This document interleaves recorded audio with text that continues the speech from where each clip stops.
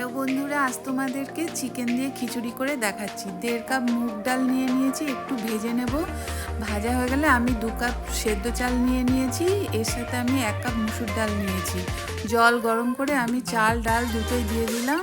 একটু ফুটে গেলে আমি সোয়াবিনগুলো দিয়ে দেব, দিয়ে ভালো করে নাড়িয়ে এতে নুন হলুদ দিয়ে দেব।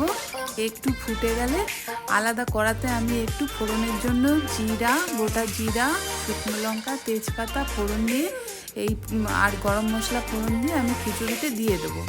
এবার আবার কড়াতে তেল দিয়ে তাতে পেঁয়াজ রসুন আর আদা বাটা দিয়ে নাড়িয়ে আমি চিকেনগুলো দিয়ে দেবো। চিকেনে শুধু নুন মাখানো ছিল।